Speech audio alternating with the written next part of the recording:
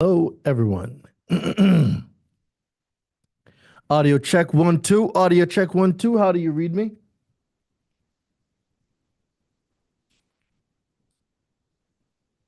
Audio is good. Audio's good. Audio's good. Perfect. Perfect. Perfect.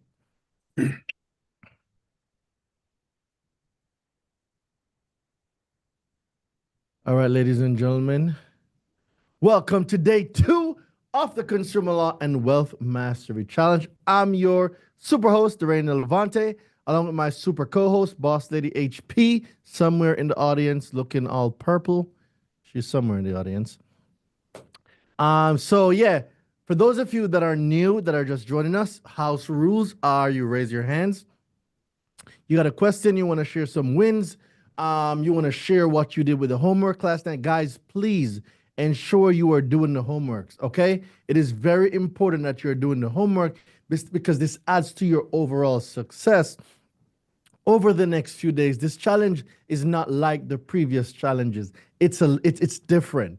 We're not just focused on the credit repair consumer law side of it, but we're also focused on the manifestation part of it, the affirmations. We're focused on the finances, paying down credit cards. Like, we're focused on a lot of different things that contribute to the overall financial success and financial health off your wallet, off your pocketbook, off your bank account. Okay, so it's important that you're taking the time out to do the homework, guys. I spent a lot of time and money researching this information and paying to get the materials built. Don't just have it just to have it. Please ensure that you are using it and that it will overall help you, because that's the whole reason why everybody's here, for you to leave in a different way than which you came in. All right. So let's talk about the homework.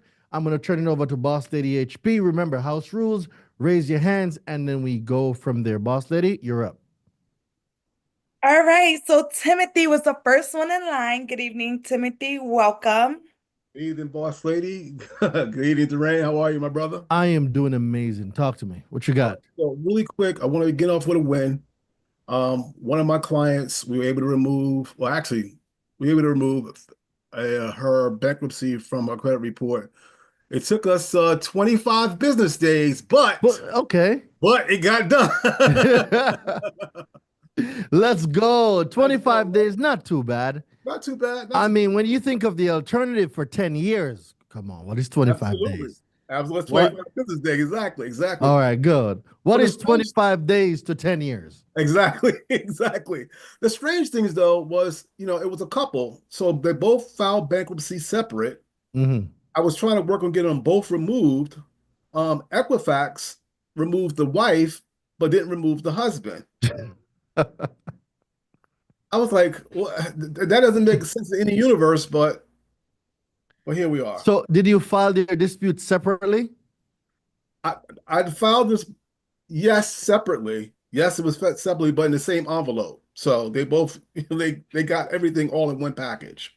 Okay.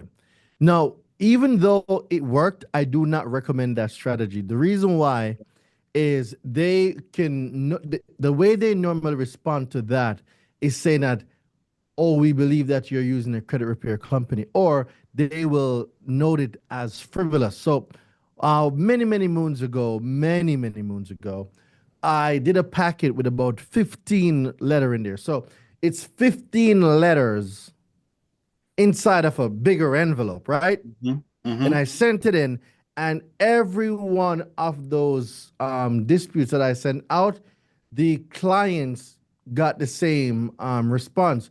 Oh, we believe you're working with a credit repair business, and like it we wasted 60 days, even though we eventually got this stuff deleted, but we had wasted 60 days with the back and forth, because the 30 days for, they're not going to respond for 30 days, or within the 30 days, then it gets sent back, then it got to go again. Like, we wasted literally 2 months when those could have been deleted like less than 30 days. So I learned my lesson very early, and I learned quick. You ain't got to tell me twice. So Okay. after that incident, I never package any disputes and send them like that anymore. But for you, it worked. It does work for some people, but my experience with it is that they can stall you, and it will cost you 30, 60, or probably even 90 days. Yeah, that's probably took 25 days as opposed to doing it in 4. Mhm. That makes sense. My next question is now, if they were to go after Equifax for having the bankruptcy up there in the first place without being verified, do you recommend that, or in your opinion, would you say that'll be a way to go in small claims court, or just leave it be now that they have the deletion? No, so remember now, any item that is on the credit report must be investigated before it goes on to the credit report, right? Mm-hmm. Which also means information must be also accurate, yes? Correct. So if they did not verify the information, which they don't, guys, they don't verify the information. They just put the information on there. If there's a deletion of the same account, right? And then the same account is left on there, whether by another consumer reporting agency or in your case, the couple both had the same account. Well, it's quite obvious that the investigation is not being done correctly. Because if the investigation was being done correctly, they would have seen that it's the same account, the duplicate account, on two persons' report. Why delete it from one and then leave it on the other? So there's an error or a mishap in their dispute process. And we know this because Equifax just got sued for it. Experian just got sued for it. They do sham investigation. This is nothing new. We already know this. So now it's about you showing the exhibits. Let's say you go to small claims and you file, and you'll show that, hey, in this instance, the information was deleted due to inaccuracies, but we have the same account here on X person's consumer report stating that the information is verified. Well, I sent in person 15 USC 1681I A 6B3, and it says that a description of the procedure, I have the right to request that. And I did. And in 15 days, they did not respond. Hence the reason why we're here for multiple FCRA violations and the fact that they are just not in compliance with any of the consumer laws. Got it. Got it. Thank you so very much, my brother. Really appreciate it. Yeah, And no problem. I'll send a video for you with Oh, the yeah, definitely make that video. Of course. so they're done. All All right. right, no problem, Timothy. Appreciate it. Yep. All right, Martise, you're up next, Martise. How you doing? I am doing amazing. How are you doing? Talk to me. I'm good, can't complain. Um, I have a client who has two repossessions on her profile. Mm-hmm. But one of them, the status, it says charge off, and then the other one, it says in repossession. And I'm trying to see what letters should I send in to get those removed. So before you send out any letter when it comes to repo, you have to evaluate the repossession process first, Mhm. right? Because different state has different adaptation of the UCC 9 Part 6 Federal Code for the repossession law. Now, when we talk about repossessions, there are different things and different requirements for different state. So you have to do what is called a repossession triage. First, you need to find out what state they're in and Illinois. what's the repossession laws for that state. Then you need to find out, once you find out what the repossession law is, you need to break the repossession law down into points. Like what's the first thing that's supposed to be done, the second thing, third thing, fourth thing. Once you break that down, then no, that's your questionnaire that you're going to use to ask the clients. Okay, did the repossession person do this? Did they do this? Did they hook their car up when you were in it? Did you tell them to stop, stop, stop, and they continued to repossess the car? Was there an altercation? Was it behind a gate? Was it in a garage? Like you have to go through that questionnaire because you need a clear picture of how the repossession process went. So once you do that now, after you got stayed out, you need to go through the federal questionnaire. Like, did you get a pre-sale letter? Did you get a post-sale letter? Did they explain to you that you have the right of first refusal, meaning that you have the right to redeem the car before they sell it? Did they sell it? Did they explain the calculation of the deficiency balance? before they put it on your credit. So these are all things that you need to know, because having that whole puzzle shows you the picture of what you're working with. Okay, so one of them, she voluntarily gave the vehicle back. Mm-hmm. And then the second one, they came and towed the car, but ended up giving her the car back. But it was really the the finance people's fault. They towed the vehicle the incorrect way. It was supposed to be on a flatbed, but they hooked it up by two wheels, and it damaged like the transmission and everything. And she basically just let the vehicle sit because they wasn't willing to come back and fix it. So this is where you have to go to court or you speak to the insurance. So it's not just the letter is going to fix this. You have to do a repossession intake. And from the repossession intake, you know exactly where to direct the client, because it sounds like there's insurance claims that needs to be done. It sounds like somebody may need to get sued, right? And it sounds like there's different parts moving. So what you want to do is categorize each part and then start each part one at a time, because if you attempt to do everything at the same time, it may overwhelm you. So I'd say break it apart and then go at it part by part. That's my recommendation. Okay. And then also on my personal credit, I have a charge off, but it was sold to collections, and I did the debt validation letter. And the company responded. They said that they're sending it back. They said the account was closed in their office and it's going to be sent back to the original creditor. Is that So something that they can do? who is reporting it on their credit? Citibank, Citi cards. Okay, so how do you know it was sent to a debt collector?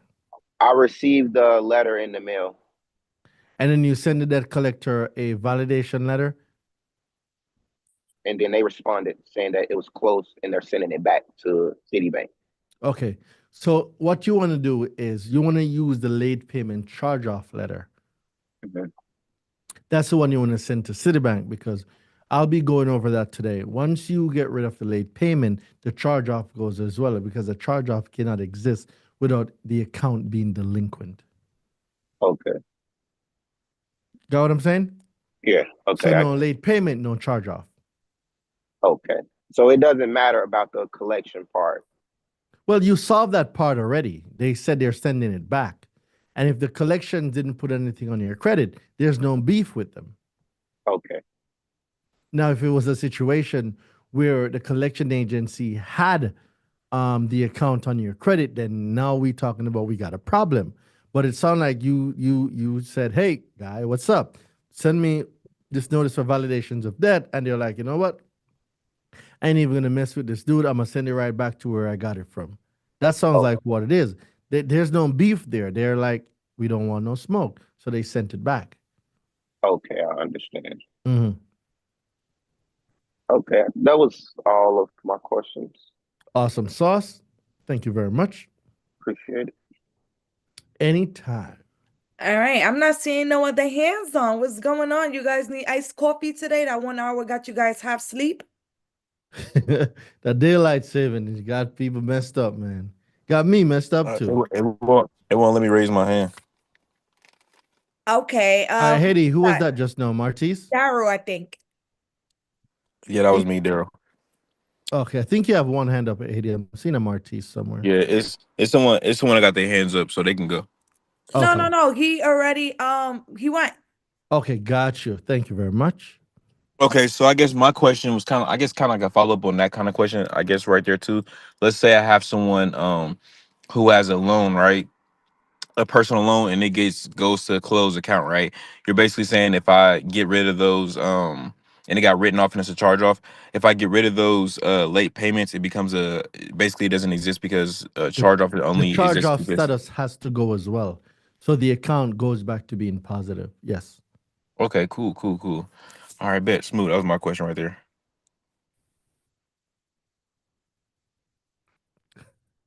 Okay, anyone else? I don't see no hands. Don't be shy tonight. All All right. right. D. Martise again. Go ahead, Oh, Martise. okay, so I hear you always say take the chart. You just said now when a charge off comes off, it goes back to a positive account. So do it when it after the charge off, the late payments come off.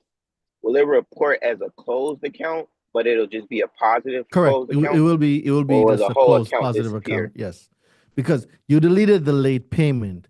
A charge off cannot be a charge off without the account being delinquent first. So by removing the late payment from it, Okay. it cannot be a charge off anymore. So it has to go back to its original status before they put it as a charge off, which was a positive account. Okay. Okay. Okay. I got it now. Mhm. All All right. right. The Joe. homework. 1 second, Haiti. The homework, guys. Did you guys get to fill in your homework in the workbook? Who did the homework? Who did the homework? Because y'all are cutting class now. Doreen, we didn't do the homework yet. Y'all got to do the homework, I did guys. my homework. All right, y'all got to do the homework. I'm telling you, do the homework. It's very important. Back to you, boss lady. All right, Joe. Good evening. Good evening. Good evening. Yeah, the homework's done, coach. All right, Now you very get good. lost. Question. I have a positive account, quote, on one of the accounts. This hypothetically speaking, right? There's a positive account on a credit report. However, there's one late payment, just one, right? How You long send a ago? late. I want to say about October, Okay. right? Say October 2024. So, not so recent. That doesn't have much of its punch, right? Did you send in the late payment letter? Send the late payment letter, right? However, and that's just hypothetically, this is not happen, but just in case it happens, right? Instead of the company deleting the late payment, they delete the whole account to kind of like stick it to you. Is there any like recourse for that? Well, yes. Equal Credit Opportunity Act, for sure. So, are you okay with the account being deleted? No, because it's only one little itty bitty late payment. So Once tell it them to goes reinstate your account then. once it goes positive, no, it's a closed account though. Closed account. So how The account is old is paid that off. account? How old is it? I want to say 6 years, That's a 7 lot years. of- that's a Yeah, lot of that's some age. age. There's some age to it. Yeah, So we that's don't a want lot to. of age. We don't want to lose that account. That's Yeah, gonna that's hurt. a lot of age. That's gonna hurt the I would score. write them to reinstate it. Okay, like again, it ain't happened, but I could see that be something slick that they. I would write for reinstating the account. Okay. And then, but in writing, I will also include Equal Credit Opportunity Act, because you can't prove that the late payment existed, but then you want to delete the account. I never asked for the account to be deleted. I told you to remove or delete the late payment you have listed on the account because you weren't compliant with 1666B and S27. So for you to do something else other than what I asked for is an adverse action, and that comes under Equal Credit Opportunity Act when a consumer exercises their right under the chapter, and basically you're being punished for exercising that right. So it's a discrimination based on 15 USC 1691. Okay. Yeah, just in case, because I mean, we're trying to get that squeaky clean 800 plus. You know what I mean? Yeah, it's very important, man. It's very, very important. All righty. I like it. All right. Thank you very much, Joe. Okay, Miss Rory Pride, good evening. Good evening, it's me, Michelle. So I have a quick question. Go ahead, Michelle. What I you think got? I talked with you about this before about the I have somebody who's going to be filing a bankruptcy because you told me the information between chapter 7 and chapter 13, and then we contacted an attorney on her behalf and everything. So she's going through the process, but one of her questions to me, because I'm guiding her through it, because that's the one that I took the $62,000 off of her credit for the student loan. Remember, I got Mhm. okay. So because so this other stuff I'm going to eventually have to take off once she goes through the bankruptcy and then get that off of her credit. But her question is, she has a loan on her credit that's from Navy Federal, and it's a home improvement loan. It's not a home equity line of credit. Mm. It just says home improvement loan that she's defaulted on because of her situation. So she's saying, I'm telling her that she can put that in the bankruptcy because it doesn't seem like the lawyer was clear with her. So I'm saying that won't be attached to your home. Am I telling her correctly? Because it's just a home improvement loan. It's not a home equity. Yeah, if it's a home improvement loan, it sounds like a personal loan that was given Yeah, for right. home A personal improvement. loan that was like, Yeah, it wasn't and that's what correct. they It told wasn't her at that anything that time. was taken out against a home, like you Correct. do a second mortgage or Right. a HELOC or Right. something like that. Okay, I was just making sure because according to the paperwork, I was like, this don't have anything to do with that. You're still going to be able to file a Chapter 7, and that's going to be wiped out due to your situation with the credit card debt. So she's going to end up losing getting rid of like $100,000 worth of debt in that Chapter 7, and what she wants to keep is her home and her vehicle. Yeah, it's a first start. Listen, man, a lot of times people believe that bankruptcy is a bad. It's not. Mhm.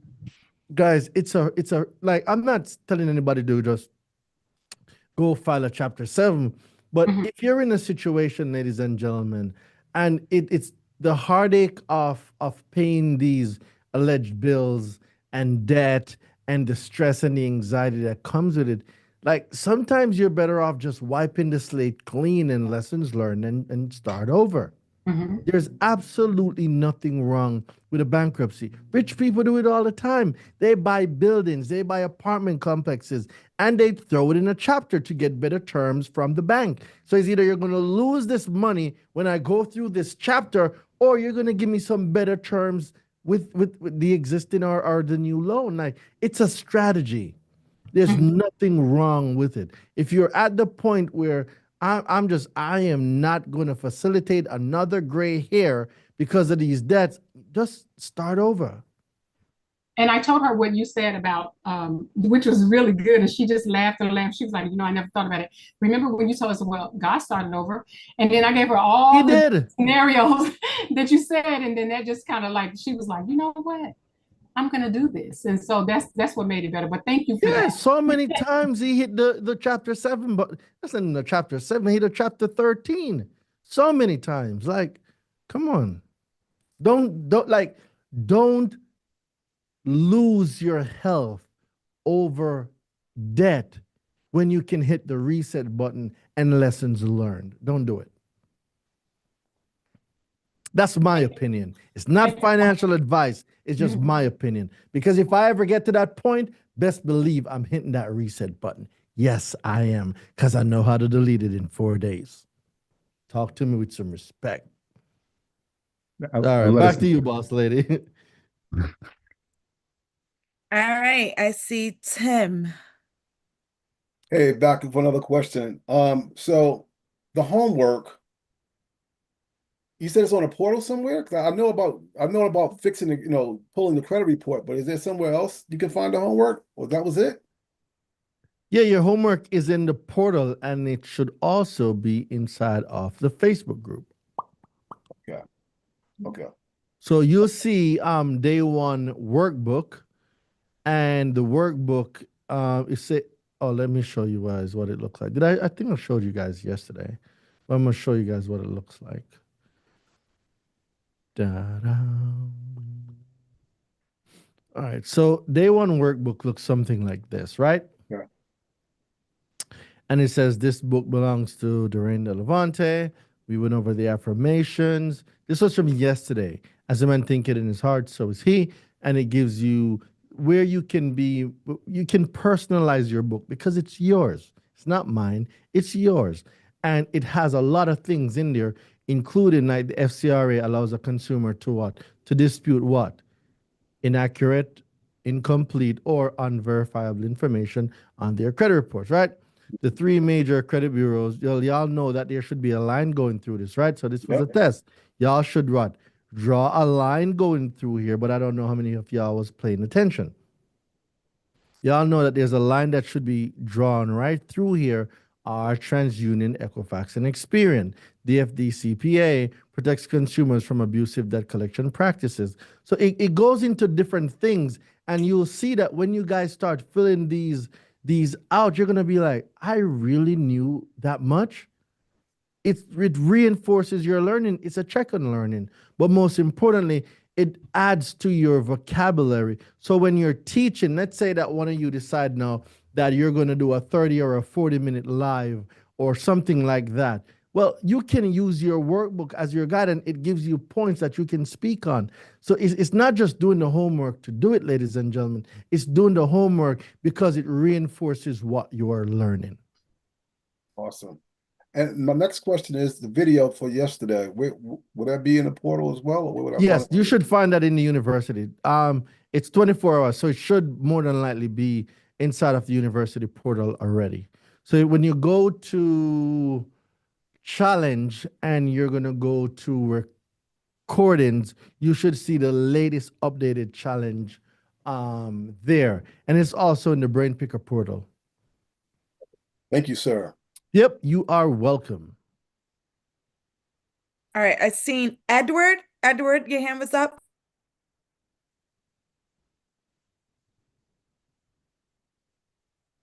All right, Edward, what you Can got you for hear me? me? Loud you hear and me? clear, Edward, loud and clear. Okay, I've been having problems with late payments. Mm-hmm. Okay, about 3 years ago, I've had about 9 late payments with Capital One. I disputed. They ignored it. I just sent a dispute to Experian, and then I also filed a dispute with the CFPB, Mm-hmm. and they're supposed to be researching that or whatever. Then there's another one that I have affirmed. Okay. I've decided, I wrote them a letter explaining that, look, I got 3 accounts. I paid 2. I was paying 2. I only had that one. Okay. Which I was planning on paying at the end of the month. Long story short, they decided to put it on my consumer report. I explained to them that, hey, you're breaking the law. What you doing? You can't. Mm-hmm. Continue. You're breaking the law. Okay. They called me 100 times within. Hold on, hold on. Are you positive on the 100? Yes, I have it on my call log. It's on my call log. So You- I mean, I want you to look 100. this up. Hold on, Edward. I want you to look this up. It's called the TCPA. Write this down for me. I'm already, TCPA. not to cut you off. Okay, what I did this morning is I took them to small claims court. Mm-hmm. But the So violation, what's the violation that you're the suing val for? the violation is um violating the 777 law. They're only allowed to call you 7 times within a week. They called me 56 times in 1 month. All right, so let me break it down for you. Where did you get the 7-7 law from? Give me some background on that. Where did you get that from? I believe it was, I Googled it, and that's where I got it because I was like, they just excessively called. All right, so the laws you want to remember now, at the end of the day, it's not what you know, it's what you can prove, right? The Call log. the TCPA, the call log is one part of it, but you also need to know what laws they are breaking, right? The Okay. first law is called the TCPA, Telecommunications Practices Act. I think that's what it's called. But Google TCPA. That's the first law, right? Now, was the phone Okay. call in regards to a debt? No, it was in regards to, I went to a store, purchased something, and used them as like, I don't know, want to say co-signer, or they paid for it, and then I had 12 months to pay them. Yeah, so they didn't call and say they're calling to collect a debt. So it wasn't a debt collection. Okay, I'm following. That's what I need to figure out, because if they called and they said, "Hey, we're attempting to collect a debt," that puts them under FDCPA jurisdiction. But if it wasn't a debt that they were attempting to collect, then we're only talking about TCPA, and the maximum that you can get for TCPA is $1,500 under the Telecommunications Practices Act. So when they call excessively, now if it's debt collection related, now that 1,500 is for TCPA, but now we're talking about a different amount under FDCPA. That's why it's important that we know what they were calling and staying, or what they were calling for. What was the reason for their call? What did they say to you? Well, I believe they sent me an email and they threatened that if I didn't either answer the phone or talk to them, that it was reaching 120 days without a payment, and And they you was have that gonna. in email? I believe I have it in So email. it's very important that you find that. So, Okay. Edward, I need you to be in the university. I'm The in the amount of uni- code. Okay, very good. I need I'm you in to the find that university. email. I need you to find the email. I want you to have the call log, and it's very important. I want to know if they mention the word debt. It's very important that you find out if the word debt was mentioned in any of the communication. Because if they did say we're collecting a debt, now we're talking about debt Can't hear you. collection. Audio check 1 2. How's my audio? Am I good? It's good. It's good. Yep. Audio check, Edward. Can you hear me? Okay, I can hear you Yeah, I now. can hear you. I can Okay. hear you. So I'm saying, Edward, it's important. We need to know if the word debt was mentioned, because if that was mentioned in the communication, that puts them under FDCPA. Okay. So I want you to reread the email. If you're able Okay. to go over anything else or anything that they sent you, as long as the word debt is mentioned and they're attempting to collect a debt, it's game on from there. But under TCPA, I think your maximum is about $1,500, $500 per. I requested 8,000. Let's get it. Let's get it. I'm in the state of Florida, and that's Let's get small it. claims. Why not? Let's get it. Add TCPA to it too. So that's 8,000 plus another 1,500. Why not? I'm on. But I'm I on it. really Thank you, want you though. to research, because there could be a situation where um you can get more. But in order for you to do that, you need to just reevaluate the communication to see what language is being used. Did they send you a letter or anything? No, I basically sent them letters letting them know that, look, you're violating my rights. And, I never gotten a 1637, okay, from you, and it's nothing considered late. And what goes on between you and I has nothing to do with that's private information. So you're basically violating my rights. So did you send the 1666B letter? Yes, I sent that to them, and they basically ignored me. And Okay, then when I there's a letter. There's a letter that says when. How did you send it? Did you send it to Experian, TransUnion, Equifax, or did you send it directly to them? I sent it to them, and then I sent it to BBB, Okay, so you need and to they send the other forwarded ones to, to and which then reporting agencies are those late payments on? All three? no, it's on Equifax and Experian. Okay, so you're gonna use the 1666B S27 letter, and you're gonna send that to Experian and Equifax, right? What Okay. we want them to do is to admit that the information is verified or validated, because now we need to know how did they prove that. And this is going to give you more ammunition when you take them to court, because they're reporting information that is inaccurate. Because you know that a firm did not send you the 1666B requirements Right. or the S27 notice. We Right. already know this, but knowing is not enough. You need to catch them admitting that they did not do it. And this is why the dispute process is so important. All right? Thank you. Yep, you're absolutely welcome. All right, Joe, is your hand up again? Yes, it is. All Yes, right, it perfect. is. All right, cool. So, coach, it's tax season. It's tax season, tax season, tax season. Tax season, coach, boss lady. About to file my taxes for the first time for the LLC, right? Bookkeeping hasn't been perfect. I'm gonna be honest.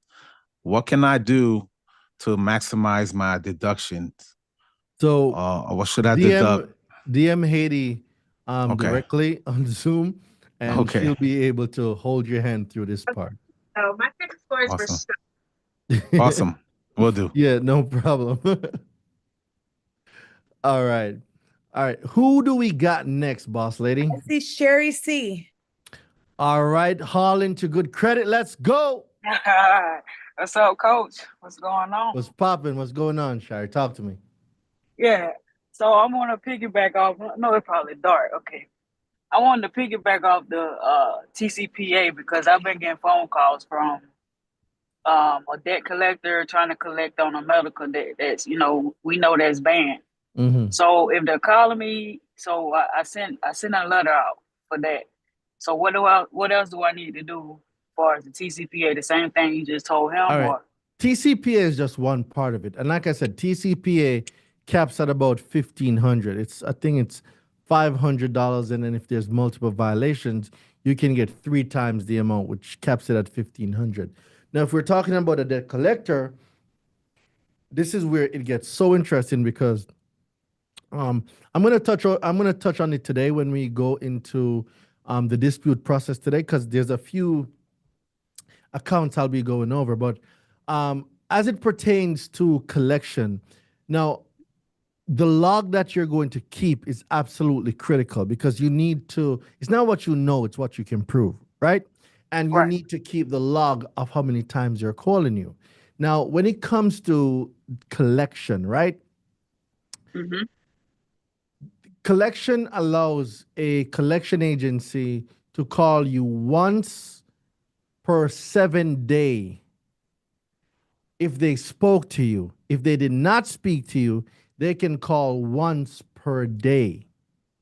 So Okay. let's say that they called and they spoke to you, they can't call again for another 7 days. But let's say they called and they didn't get you, they can't consistently call you that day. They have to hang up and call again another day. Okay, so I got you. Right? So you wanna note these technicalities. Now, as it pertains to medical debt, how much is the amount? 2,000. Okay. And did you send them a notice for validations of debt? Not yet. That's what I was gonna send. I just got that today. Okay, very good. It's very important that you send that out first. Can you tell me why that's going to be important? Because if they don't validate it, how is it debt? How Correct. can they They cannot collect on invalidated debt. And what you want them to do is slip up and send your PII, your private information, private personal information, or private identifiable information. You want them to send information about what you got treated on. Because how do I know what you're attempting to collect? Can you prove that I got these services? So Okay. the notice for validations of debt, you will have to modify it to some extent. So even though you're requesting notice of validations of debt, per on 12 CFR 1006.34C, you're also requesting an itemization of the medical, quote unquote, medical bill. How is the amount broken down and for what services were being charged? I need an itemization per charge and what was charged and proof that those services or products were rendered. Oh, so I'm setting up a boo-boo trap. There you go. It's a layup. Okay. Basically, you're Is doing there? the layup. I got you. So then now Okay. you want somebody, oh, you had a broken finger. You got 10 stitches. You got 8 band-aids. Really now? What Yeah. else did I get? Yeah. Now we're talking about a HIPAA violation right there. Ooh. There you go. And those fines are pretty Correct. hefty. So now Gotcha. the slam dunk is the HIPAA, but we got to set the play up to get the HIPAA. Okay. Got you. Got you. Thank you, Coach. No problemo. All right. I see Michael MC, you're up. Hey Duran, how you doing? I am doing amazing. What's going on? How are you doing? All right. I just want to make sure I sent the right letter. Okay, you were saying it was the notice of validation of debts, Mhm. but when I go to the killer pack, it's just a validation debt letter. So when you open it, you should see a few letters in there. Yeah. All right. Just open the letters and you're going to see one that says notice for validations of debt, person 12 CFR 1006.34C. That one. I didn't see that one. It's there. This is like a Definitely. validation. It's like validation of debt, and then there's a validation of debt GB. It's No, like not GB. There's one that says person 12 CFR 1006.34C. yeah, and I kept you told me that last week. I couldn't find it.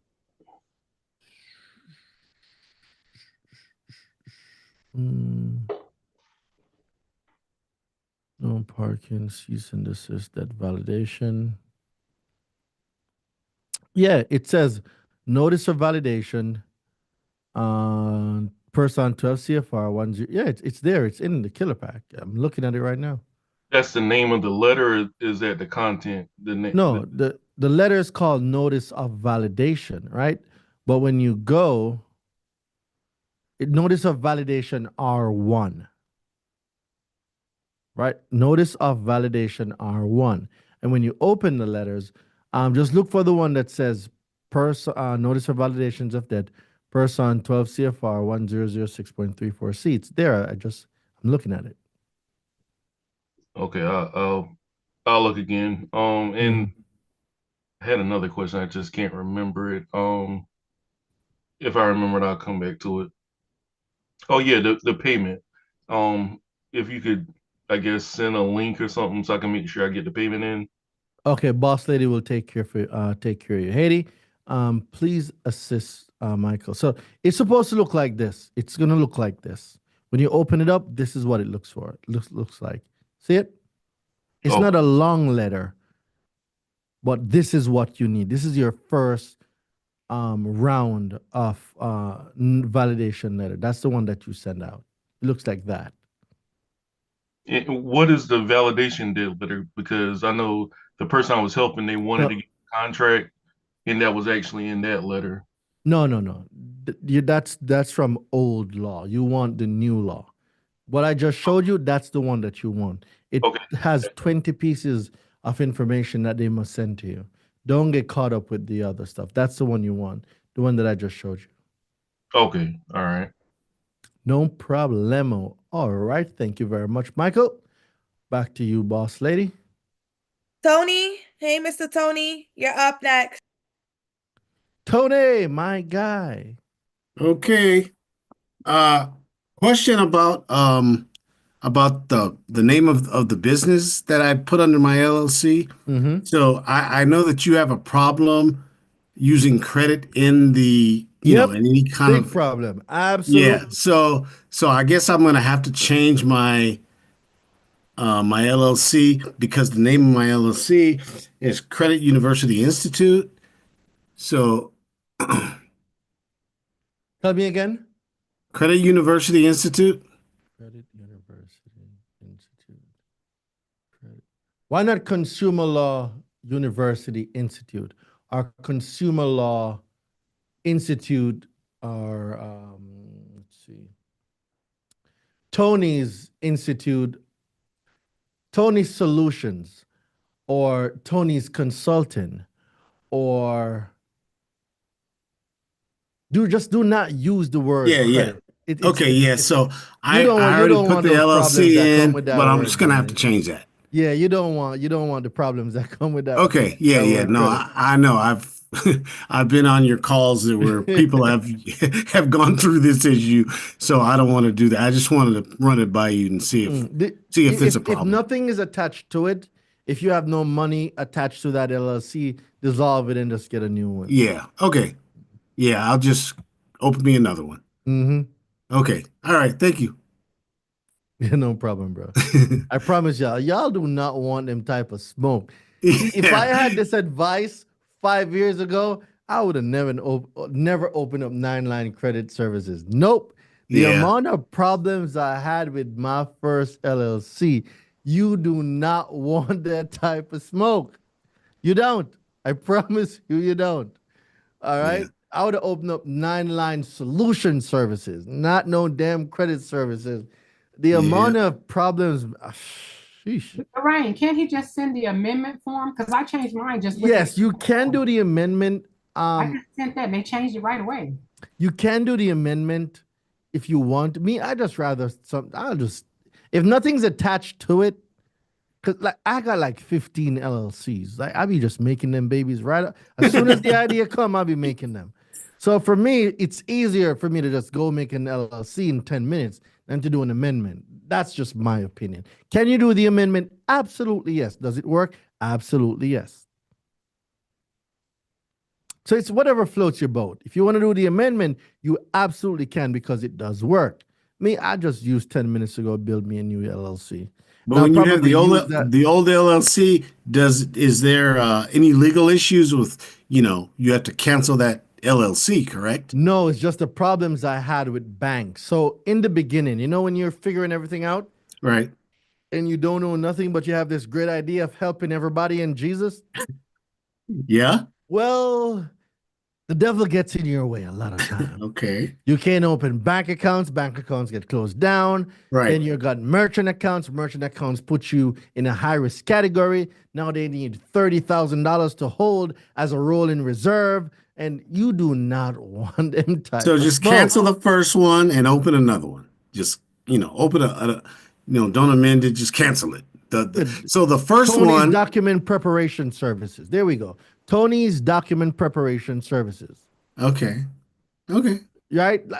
You don't want that smoke, man. Just I've been down avoid that road, credit man. and Restoration Institute, all that stuff. Okay. Got you. Leave that smoke alone. All right, back to you. All right, Abe Mendez. Abe, you're up. Abe, my guy, what's going on? What's up? What's up, Lorraine? Working, bro. What you been up to? Just working too. Been reading a lot.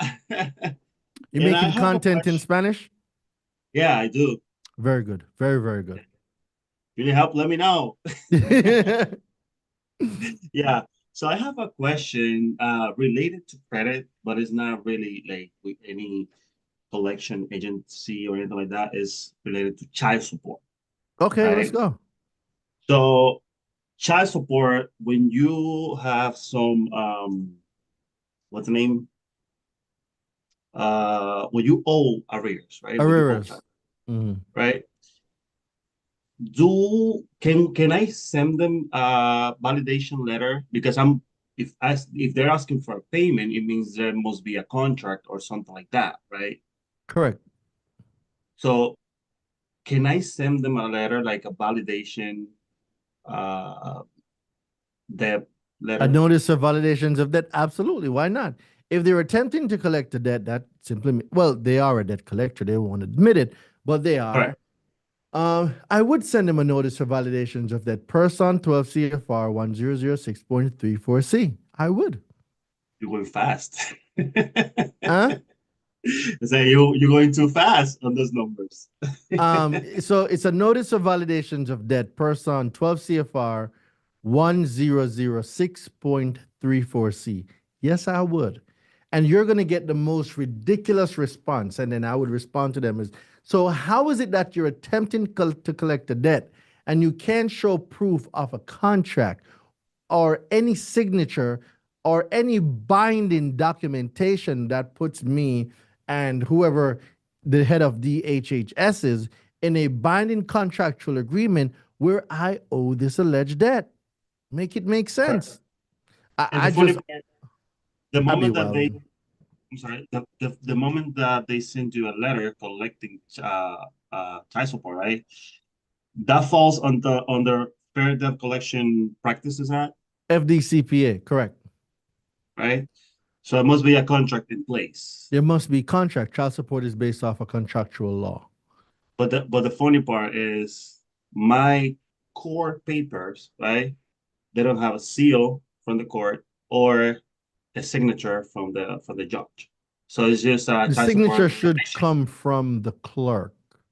for the clerk, which The is clerk not thereof.